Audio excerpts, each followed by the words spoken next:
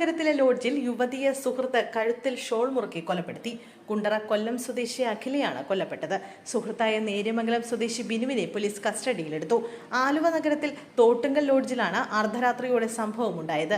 ഇരുവരും ഇടയ്ക്ക് ഇവിടെ വന്ന് താമസിക്കാറുണ്ടെന്ന് ലോഡ്ജ് ജീവനക്കാർ പറയുന്നു. ഇത്തവണ ആദ്യം യുവാവാണ് എത്തിയത്. കുറച്ചു സമയത്തിന് ശേഷമാണ് യുവതി ലോഡ്ജിലെത്തിയത്.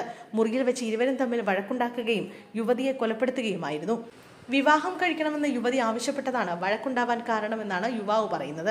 ഇതിനുശേഷം യുവാവ് തന്റെ സുഹൃത്തുക്കളെ വീഡിയോ കോൾ വിളിച്ച് മൃതദേഹം കാണിച്ചു കൊടുക്കുകയായിരുന്നു. ഈ സുഹൃത്തുക്കളാണ് സംഭവം പോലീസിനെ വിളിച്ച് അറിയിച്ചത്.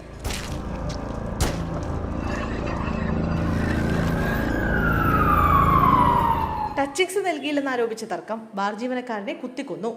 പുതുക്കാട് മേഫെയർ ബാറിന് പുറത്താണ് സംഭവം. വേണ്ടത്ര ടച്ചിങ്സ് നൽകിയില്ലെന്ന് ആരോപിച്ചുണ്ടായ തർക്കമാണ് കൊലപാതകത്തിൽ കലാശിച്ചത്.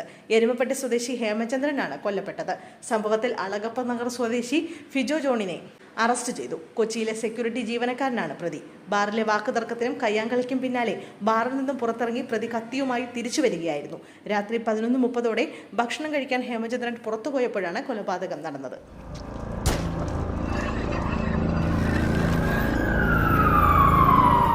തൃശൂർ പേരമംഗലത്ത് 7 വയസ്സുകാരിയായ മകളെ പീഡിപ്പിച്ച അഭിഭാഷകൻ അറസ്റ്റിൽ. അഭിഭാഷകനും ഭാര്യയും 2 വർഷമായി വേർപിരിഞ്ഞ് താമസിക്കുകയാണ്.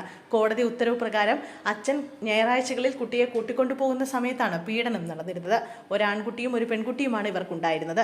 പിരിഞ്ഞു താമസിക്കുന്നതിനാൽ ഞായറാഴ്ചകളിൽ പിതാവ് പെൺകുട്ടിയെ കൂട്ടിക്കൊണ്ടുപോകും. ആൺകുട്ടി അസുഖബാധിതനാണ്.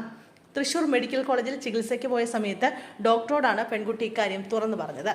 തുടർന്ന് ഡോക്ടർ വൈദ്യപരിശോധന നടത്തി വിവരം പോലീസിന് കൈമാറുകയായിരുന്നു.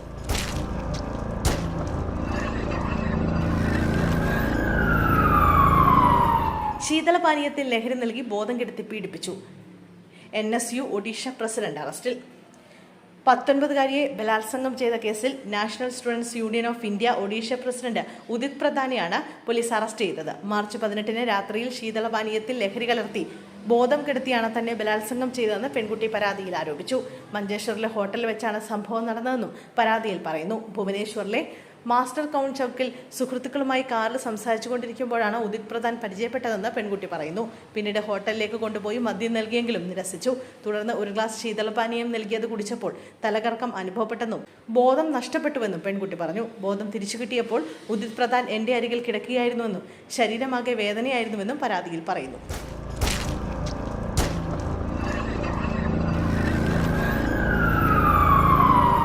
കുപ്പികൊണ്ട് സുഹൃത്തിന്റെ തലക്കടിച്ച് കൊലപ്പെടുത്താൻ ശ്രമിച്ച കേസിൽ പ്രതി പിടിയിൽ.